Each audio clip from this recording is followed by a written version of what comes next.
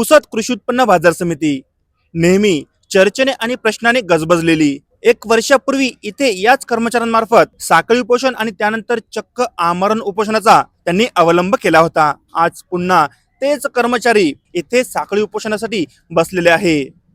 मागण्या इथे पूर्णतः दिसून येत आहे.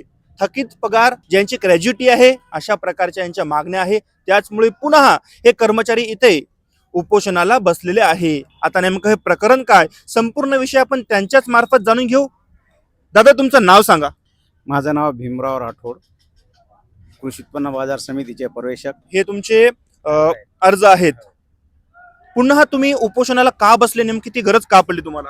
आम्ही मागे 2024ला उपोषणाला बसलो होतो. ज्या आमच्या मागण्या होत्या त्या मागण्या पूर्ण संचालक लोकांनी आम्हाला त्याच्या हँडरायटिंग म्हणजे पत्रामध्ये लिहून दिलं होतं की तुम्ही जे उपोषण केलेलं आहे त्या ज्या तुमच्या अटी आहेत ते पूर्ण आम्ही मान्य करू. त्याने लेखी स्वरूपात आम्हाला पत्रसुद्धा देखील दिले होते. त्यामुळं आम्ही आमदार साहेबाच्या सांगण्यानुसार आम्ही ते उपोषण मागे सुद्धा घेतलं होतं. पण 2024 पासून तर आज पावेतो अजून त्या कोणत्याही गोष्टीच्या कोणताही पूर्तता झालेली नसल्यामुळे आणि आमच्या 8-8 महिन्याच्या पगारी स्थगित असल्यामुळे, आमचा कोणता भरणा न केल्यामुळे नाईलाजास्तव आम्हाला या गोष्टीचा अवलंब करायचं काम पडलं. त्यावेळेस सचिव सभापती कोण होते? सचिव श्री SD मगर साहेब होते आणि संचालक लोकांना पहिले फुके साहेबांना राजीनामा दिल्यामुळे चार्ज उपसभापती भाई राठोड साहेबाकडे होते. त्यावेळेस या सगळ्या आमच्या ज्या अटी आहेत त्यांना मान्य करून आम्हाला हा पत्र तुमच्या समोर मी दाखवत आहे. हा पत्र आम्हाला त्यांना दिला होता. त्याच्या म्हणण्यानुसार, त्याच्या सांगण्यानुसार आम्ही आमदार साहेबाच्या सांगण्यानुसार आम्ही त्याच्या बोलण्यावर विश्वास करून आम्हाला लेखी पत्राद्वारे कळवल्यामुळं आम्ही उपोषण मागे घेतला होता. पण तेव्हापासून दुःखाची गोष्ट ही आहे की तेव्हापासून आज पावे तर 2026 जानेवारी 2026 चालू आहे. एकाही गोष्टीच्या मान्य झालेलं नाही. आमचा कर्मचारी 11 जून 2024ला मेलेला आहे. त्याच्या ग्रॅज्युटी सुद्धा त्याच्या मुलाला आणि त्याच्या पत्नीला मिळाली नाही. शोकांतिक आहे. आणि आमचं मार्केट कमिटी सदाबार आहे. उत्पन्नाचं साधन सुद्धा आहे. पण पगार न होण्याचं कारण ते आता जे बॉडीमध्ये आहे त्याला माहीत आणि आमच्या सचिवाला माहीत. सचिवाला माहित म्हणजे नेमकं कसं? आता आमच्या पगारी न होण्याचं कारण ते सचिवाला माहीत आणि सभापतीला जे आता आहेत त्यांना माहीत. ज्याप्रमाणे आता याही पूर्वी आपण तुमची बाईट घेतली होती गेल्या वर्षी, त्यावेळेस चक्क तुमच्या डोळ्यामध्ये अश्रू आले होते, कारण की प्रसंगही तेवढाच गंभीर होता. त्यावेळेस तुम्ही या सर्व बाबीसाठी जबाबदार हे सचिव आणि तत्कालीन बॉडी असं तुम्ही म्हटले होते. आज बी म्हणत आहे साहेब, आज बी म्हणत आहे ना. आज बी आम्ही असं नाही आहे की आमचं उत्पन्न नाही, मार्केट आहे, सगळ्यांना पाहा मार्केट चालू नाही आहे का. ठीक आहे, उत्पन्नच नाही तर आम्ही कोणता कर्मचारी काहीच मागणार नाही, बिनशर्ती उठून जाऊ. पण आमचं उत्पन्न आहे, रेकॉर्ड तपासून घ्या. आमचं जेव्हापासून भरणा बाकी आहे तेव्हापासूनचं उत्पन्न पाहून घ्या. जर उत्पन्न नसेल तर आम्ही बिलकुल कोणी बोलणार नाही, कोणताच कर्मचारी बोलणार नाही. उत्पन्न जर असून जर भरत नसेल तर त्याच्या मागचं कारण काय, तर हा पैसा जाते कुठं? ज्याप्रमाणे आता आपण या ठिकाणी बघत आहेत, तुमच्या बाजूलाच तुमच्या मांडीला मांडी लावून जवळपास सचिव साहेब, मगर साहेब बसून आहे. मग नेमकं हे प्रसंग काय समजावं मी? गेल्या वेळेस तुम्ही ज्यांच्या विरोधात इथं उपोषणाला बसले होते, आज त्यांनाच तुम्ही मांडीला मांडी लावून घेऊन बसलेले आहेत. ते प्रकरण काय म्हणावं मग आपण? आता सचिव साहेब, जनतेनं काय समजावं नेमकं? जनतेची दिशाभूल कशा प्रकारे, म्हणजे काय करतात? आता दुःखाची गोष्ट तर साहेब, दुःखाची नाही, संशयास्पद गोष्ट म्हणजे आहे. ते दुःखाची गोष्ट हीच आहे की जो आम्हाला आमचा करता धरता सचिव साहेब आहे, जो त्याचंच काही चालत नसेल आणि तोच आमच्या सोबत बसत असेल तर आम्ही आता समोरचं पाऊल काय करायचं, मागण्या कोणाला मागायच्या, तोच आमच्या बाजूला आहे. म्हणजे दुःखाची गोष्ट आहे ना. तो मेन आहे, संस्थेचा मेन माणूस तो आहे आणि तोच आमच्या बाजूला बसून आहे. म्हणजे दुःखाची गोष्ट नाही तर काय आहे. तर मग त्याला माहित आहे ना काय इतिहास आहे तो. त्यांना सांगावं ना काय परिस्थिती काय आहे संस्थेची, त्यानं सांगावं तुम्हाला. आता बरं, हे सर्व पगार तुमची काढायची का तुमच्या जे पूर्ण मागण्या मान्य करण्याची जबाबदारी कोणाची असते नेमकं? एक तुमच्याकडून जाणू इच्छितो मी. पूर्ण सचिव साहेबांची, मेन आमचा सचिव आणि आम्ही त्या सचिवा थ्रू तो संचालक वरिष्ठांकडे तुम्ही प्रस्ताव पाठवता.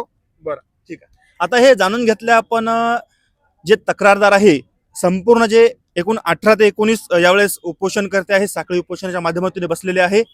आता त्यांच्या सर्वांच्या मार्फत आपण एक व्यथा राठोड साहेब यांच्या मार्फत जाणून घेतली आहे. सचिव साहेब या ना अलीकडे, हे आहेत सचिव साहेब.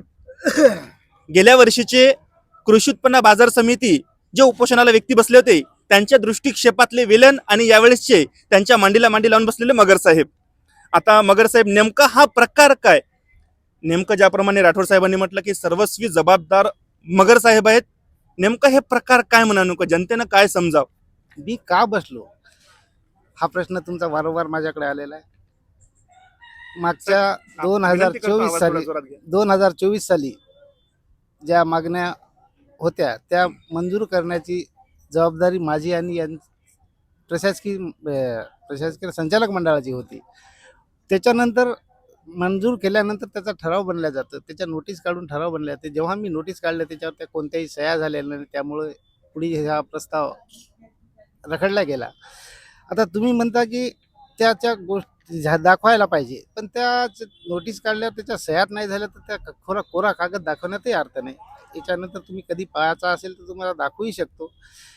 पण मी विलन किंवा आता मला मांडी घालून संशयास्पद तुम्ही म्हणता, असं काही नाही. मी हा केलेला कर्मचारी आहे. काही लोक 6 महिन्यात रिटायर होणार आहेत, त्याच्यानंतर 1 वर्षानं मीही रिटायरमेंट होणार आहे. प्रत्येक वेळी बाजू सांभाळून घेण्याचा प्रयत्न केला, पण त्याच्यावर यश नाही आलं. मला संचालक मंडळाची साथ नाही भेटली. त्याच्यामुळं हा वाद कुठेतरी मिटायला पाहिजे किंवा हा कुठेतरी निर्णय लागायला पाहिजे, या उद्देशानं मी आज यांच्यासोबत आहे. संशयास्पद अशी गोष्ट कोणतीही गोष्ट नाही, कारण मी कर्मचारी आहे, कर्मचाऱ्यासोबत राहणार आहे, याच्या पुढे राहील. सुरुवातीला बोलताना मी फक्त एवढंच म्हटलं होतं की साहेब याच्यावर भूमिका काय. मी त्याच्या पुढे कोणताच प्रश्न विचारला नव्हता, परंतु तुम्ही एवढं मोठं स्पष्टीकरण दिलं त्यासाठी धन्यवाद. आता महत्त्वाचा प्रश्न म्हणजे तुम्ही ज्याप्रमाणे म्हटलं, याच्यात नेमकं जे सध्या संचालक मंडळ आहे त्यांची तुम्हाला साथ मिळाली नाही असं तुमचं म्हणणं आहे, बरोबर आहे ना? बरोबर आहे. मग नेमकं यात जबाबदार कोण? यामध्ये कोण मध्यस्थी करायला पाहिजे होती, कोण भूमिका घ्यायला पाहिजे होती? आता इथलचे उपोषण करते जे बाकीचे कर्मचारी आहेत ते म्हणत आहे की तुमची जबाबदारी आहे, तुम्ही सर्व करून घ्यायला पाहिजे होतं. बरं ठीक आहे, तुम्ही ज्याप्रमाणे म्हटलं की हे तुम्ही गेल्या वर्षी पत्र दिलेलं आहे आणि या अनुषंगाने मग तुम्ही काय केलं, कारवाई काय केली याच्यामध्ये? कुठं लिखित स्वरूपात, कुठं डॉक्युमेंटरी स्वरूपात किंवा कुठं काय आहे का, किंवा ते आम्ही बघू शकतो का, जनतेला दाखवू शकतो का? म्हणजे शेवटी तर जेणेकरून नाही दाखवू शकणार. इथं सर्वांनी नाही तुमच्यावर विश्वास करायला पाहिजे. हो ना, इथेच्या नंतर पाहू ना आपण. आज नाही दाखवू शकणार इथं असल्यामुळं. बातमी संपल्यानंतर मी शूटिंग घ्यायसाठी येऊ शकतो का? आज तिथं जाणार नाही, ऑफिसला जाणार नाही, त्याच्यामुळे मी आज कसं दाखवता येईल? अच्छा, अभिलेख आहे का? पण आहे ना, अभिलेख आहे, नक्की लिहिलेला आहे, पण वगैरे सह्याचा आहे. बगर सह्यांचा आहे. बरं, आता या घटनेला जवळपास 1 वर्ष झाले आहे. 1 वर्षामध्ये नेमकं किती वेळा तुमच्या कृषी उत्पन्न बाजार समितीच्या सभा झाल्या, मिटिंगा झाल्या, काही असं झालं नाही का? यापूर्वी सुद्धा मी ऑफिसला गेलो, त्या सभापती साहेब वगैरे सर्वजण बसून होते. एकदम खेळीमेळीचं वातावरण दिसते. मग नेमकं अंतर्गत हा कलह नेमका काय प्रकार म्हणा? नेमकं दाखवण्यासाठी फक्त तुमच्यात कलह आहे की बाहेर आम्ही भांडण करतो आणि आतमध्ये आम्ही मिसळ राहतो, असं नेमकं प्रकार काही असते का किंवा काय आहे का? हा प्रश्न संचालक मंडळाचा आहे, त्याच्यावर भाष्य करणं मीही संयुक्तिक नाही समजत. आपण अतिशय मी विचारपूर्वक हा प्रश्न करत आहे आणि जबाबदार व्यक्ती म्हणून तुम्हाला करत आहे. संचालक मंडळामध्ये कलह आहे किंवा नाही याच्यावर मी भाष्य करणं योग्य ठरत नाही. कारण बरं. योग्य नाही. ज्याप्रमाणे आता गेल्या वर्षी आमदार साहेबांबरोबर तुम्ही आलते आणि तुम्ही उपोषण मागे घेतले, बरोबर आहे? मग त्यानंतर आमदार साहेबांसमोर तुम्ही हा प्रस्ताव मांडला नाही का? आणि मांडला तर त्यांच्या मार्फत मध्यस्थ भूमिका घेण्यात आली नाही का? आणि घेण्यात नाही आली तर नेमकं तुम्हाला त्याच्या मागचं कारण काय वाटते? या उपोषणाची सांगता करण्यासाठी माननीय आजचे मंत्री महोदय हे आले होते. त्यानंतर त्यांनी ह्या ज्या गोष्टी लिहून घेण्याच्या गोष्टी होत्या त्यांनी सांगितल्या होत्या की ह्या कुठंतरी थांबवा. आणि मला तर वाटते त्यावेळेस उपोषण थांबवण्याच्या नंतर 2 दिवसानंतर सभापती निवड होती. ज्यांना सभापती व्हायचं होतं त्यांनी हा सांगता करून घेतली. पण नुसती सांगता करून चालणार नाही, पण त्याच्यानंतरही त्या गोष्टीवर इम्प्लिमेंटेशन करणं जरुरी होतं. पण त्यांनी या गोष्टीवर दुर्लक्ष करून माननीय आमदार साहेबाकडे 1-2 वेळा आम्ही भेटलो. त्यांनीही करण्याबद्दल सांगितलं. ते त्याही वेळेस या गोष्टीवर कायम होते. पण पुढे काय झालं, नंतर संचालक मंडळात कलह निर्माण झाले, वादविवाद झाले, त्याच्यानंतर या गोष्टीकडे दुर्लक्ष गेलं. पण या गोष्टीकडे मुख्यतः नजरअंदाज करण्यासारखी ही गोष्ट नव्हती. पण त्याच्यामुळे सगळ्या गोष्टीवर लक्ष देऊन करायला पाहिजे होतं. मीही सोबत होतो त्यावेळेस, त्यांच्याही सोबत होतो. पण कोणत्याही गोष्टीवर मुख्य गोष्टीवर निर्णय न झाल्यामुळे आज मी त्यांच्यासोबत नाही आहे, मी कर्मचाऱ्यासोबत आहे. याच्यात संशय कोणतीही गोष्ट नाही हे मी सांगू शकतो. सभापती आणि उपसभापती या पदावर सध्या कोण कार्यरत आहे? सभापती या पदावर माननीय श्री शेख कौसर शेख अख्तर साहेब आणि उपसभापती या पदावर माननीय श्री अभय रामचंद्रजी राठोड हे कार्यरत आहेत. त्यांनी आतापर्यंत कोणतीच याबाबत ठोस भूमिका घेतलेली नाही का? हा विषय तर त्यावेळेसच होता 24चा विषय, त्याच्यानंतर हा विसरत गेले पूर्ण कर्मचाऱ्याने. विसरत गेले की हटकून टाळाटाळ करण्यात आली? टाळाटाळ तर नाही म्हणता येणार, पण विसरून गेले आणि त्याच्यानं दीड वर्ष, जवळपास 1-1.5 वर्ष होत आहे विसरून गेले. विसरून तर नाही म्हणताय.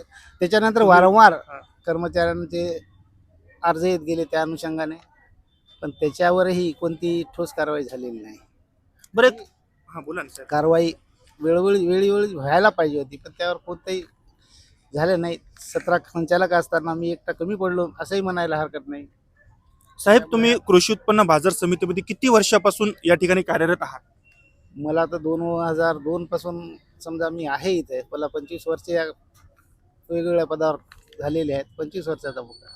आता तुम्ही इथलच्या कर्मचाऱ्यांचीच भूमिका ठोसपणे मांडू शकले नाही, त्यांना न्याय देऊ शकले नाही, मग इथलचे जे सर्वसामान्य कास्तकार आहेत त्यांना तुम्ही कशा प्रकारे न्याय देता? मग कास्तकाराचा प्रश्न वेगळा आहे. कास्तकारांच्या बाबतीत सर्व एकत्र राहतात, कोण राहते एकत्र? संचालक मंडळी सोबत असतात, पण कर्मचाऱ्यांचाच प्रश्न असा कुठं मग यांच्या बरोबर असा दुजाभाव का? हा दुजाभाव केल्या होत आहे माझ्याकडून. कोण करत आहे? संचालक मंडळाकडून होता.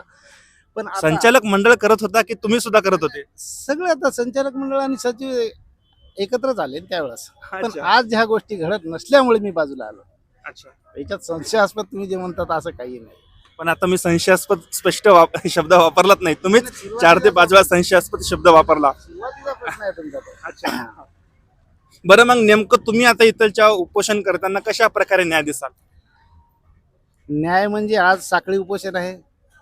साखळी उपोषणानंतर कोणी जरी नाही राहिलं तर मी आमरण उपोषणाची तयारी माझी एकट्याची आहे. कारण मला 1.5 वर्ष झालं पगार. मी एकला कर्मचारी आहे. 16 ते 17 महिने झालेत मला. किती दिवस थांबायचं? आता मला तर नोकरी करण्याची इच्छा नाही त्यावर. इच्छा नाही? कारण वातावरण पाहून. अच्छा. तर माझी जर इच्छा नसेल तर बाकी कर्मचाऱ्यांचे काय हाल असेल? बरं तर ज्याप्रमाणे आता यांची मी एक ठोस भूमिकेवर येते, यांच्या इन्शुरन्स जे काय यांच्या पगार वगैरे आहे जवळपास 1.5 वर्षाच्या पगारी तुमच्या बाकी आहेत ना, बरोबर आहे ना? मग हे जे रेकॉर्ड आहे तो रेकॉर्ड कुठं मेंटेन आहे का, ठेवलेला आहे का? आणखी एक सांगू इच्छितो मी. शासकीय कर्मचारी. 2023 ला 31 ते 23 या दरम्यान प्रशासक माननीय श्री सुनील भालेराव साहेब होते. त्यावेळेस मीही कर्मचारी हेच होते आणि मीही सचिव तोच होतो. 25 तारखेला पगार व्हायचे त्यावेळेस. 25 तारखेला 2 वर्ष सतत पगार झाले. हे एवढाच पगार होता त्यावेळेस, एवढाच होता आणि आस्थापना हाच होता. पण आता तज्ज्ञ संचालक आमचे बरेचसे आहेत. कोण आहे ते आस्थापना वाढला किंवा आस्थापना कमी करायचा, पगार कमी करायचा ह्या गोष्टी करतात. त्यामुळे मी कर्मचारी असल्यामुळे मला ह्या गोष्टी पटल्या नाही. त्यांचं नाव सांगू शकता का? नाही, आता तुम्ही कर्मचारी आहेत, तुम्ही तुमच्या बाकीच्या कर्मचाऱ्यांसोबत राहायला पाहिजे अशी आम्ही मंडळ म्हणतो. संचालक मंडळ सर्वजण. बर. काही मार्गदर्शन मागतात. ज्या गोष्टी DDR नी मान्य केल्या, DDR म्हणजे शासकीय अधिकारी ज्यांना कर्मचाऱ्यांचे मंजुरीचे पॉवर आहेत, त्यांनी जो गोष्टी मंजूर केल्या त्यांनाही बऱ्याचशा गोष्टी समजत असतील. पण आमच्या संचालक मंडळ म्हणतात की त्यांनी चुकीचं केलं आणि प्रशासक असणारे अधिकारी आमचे माननीय श्री भालेराव साहेब यांनी त्या नियुक्तीला प्रस्तावाला मान्यता देऊन प्रस्ताव पुढे सादर केला आणि माननीय DDR साहेब यांनी मंजुरी दिली. या गोष्टीला चॅलेंज न करण्यासारख्या गोष्टी असताना ही एक संचालक मंडळ त्याला चॅलेंज करत आहे. ही खेदाची बाब आहे. जेव्हा तुम्ही उपोषणाला बसलात तर हे संपूर्ण यावेळेसच्या उपोषणाची माहिती राज्यमंत्री साहेबांना आहे का? नाही, हे तर आता राज्यमंत्री साहेबांना नाही आहे. पत्र दिलं का आपण? नाही, कारण त्यावेळेस त्यांनी जे मंजूर केल्या होत्या घेतलं नाही का मागण्या पत्र? मागण्या काय म्हटले? मागच्या वेळेस द्यायला गेले होते. आता यावेळेस नाही, यावेळेस गेलोच नाही. गेले नाही. बरं बोला या साहेब. बाबतीत मला माहित नाही पत्र दिलंय किंवा नाही. मी तर तुम्ही सचिव या नात्यानं मग त्यांना बोलले नाहीत का फोन करून, कॉल करून? नाही, त्यांची सहसा भेटही होत नाही. कॉलद्वारे वगैरे? नाही, बोललो नाही बोललो. कारण मी आखरी दिवशी सोबत राहिलो ना त्यांच्या. सौ मोहिनीताई यांना काही कल्पना याबद्दल? कारण की तुम्ही नगर परिषदच्या हद्दीमध्ये आहात बसून सध्या, त्यामुळं या बाबतीत मलाही माहित नाही. पत्र म्हणून घेऊन जायला नाही. मोहिनीताई पण नाही, मला फक्त आम्ही मोहिनी ताई जवळ 1-2 वेळेस आम्ही तर कमीत कमी 1 वर्ष पहिले मोहिनी ताई जवळ गेलो होतो. मी आणि आमचे एक व्हीडी पवार कर्मचारी लेखापाल आम्ही दोघं गेलो होतो. मोहिनी ताईंना सांगितलं की ताई एक वेळेस तुम्ही मार्केट कमिटीला भेट द्या, आमची व्यथा तुम्हाला सांगतो, सगळ्या संचालकासमोर बसून सांगतो की आमच्या काय परिस्थिती आहे, त्याचं पगारी नाही काय नाही. त्या गोष्टी आम्ही ताईंना त्यावेळेस सांगितल्या. त्याच्यानंतर नगरपालिकेच्या निवडणुका लागायच्या पहिले 1 महिना पहिले आम्ही ताईंना जाऊन सांगलो, ताई की तुम्ही या आमच्या ऑफिसला, एकदा ऑफिसमध्ये येऊन चर्चा करा, आमच्या व्यथा पाहून घ्या. तरी ताई आमच्या मार्केटकडे कधी फिरूनही पाहिले नाही ताई. म्हणजे ज्याप्रमाणे आता या ठिकाणी जे राठोड साहेब आहेत त्यांनीच वक्तव्य केलं की ज्या सौ मोहिनीताई आहे यांनी याकडे फिरकूनही लक्ष दिलं नाही, अशा प्रकारचं त्यांनी वक्तव्य दिलं आहे. आणि ज्याप्रमाणे आता मी सुरुवातीला म्हटलं हे सर्व उपोषण करते मगर साहेब गेल्या वर्षीचे वगळता, परंतु यावेळेस गेल्या वर्षी ज्यांच्या विरोधात उपोषण या ठिकाणी मांडलेलं होतं आज तेच या ठिकाणी बसून आहे. परंतु ठीक, ते कर्मचाऱ्यांबरोबर आहे, ही चांगली बाब आहे. परंतु आता यामधून इथे बसलेल्या प्रत्येक कर्मचाऱ्याला न्याय मिळतो की नाही हा सर्वात मोठा महत्वाचा प्रश्न आहे. एकीकडे आपण बघत आहे की कुठेतरी आपलं पुसद कृषी उत्पन्न बाजार समिती यामध्ये येणारे जे कास्तकार आहे ते दुसरीकडे वळत आहे विविध समस्यांनी ग्रस्त असल्यामुळे. आणि इथलचे कर्मचारी सुद्धा त्यांना ज्या योग्य शासकीय सुविधांचा लाभ मिळाला पाहिजे, पगार मिळाला पाहिजे, ते या ठिकाणी त्यांना मिळत नसल्याचे भयावह दृश्य आपल्याला बघायला मिळालेले आहे. लवकरच या विषयासंदर्भात यांची ही जी ठोस भूमिका आहे आता साखळी आहे. यानंतर मगर साहेबांनी म्हटल्याप्रमाणे आमरण उपोषणाचा सुद्धा ते पायंडा हाती घेतील असं त्यांचं वक्तव्य आहे. आता बघू ती सुद्धा वेळ येते का, राज्यमंत्री साहेब असो किंवा नुकतंच पदभार सांभाळणाऱ्या नगराध्यक्ष सौ मोहिनीताई नाईक असो, या काय भूमिका या संदर्भात घेतील. बघत रहा द टाइम्स ऑफ पुसद. धन्यवाद.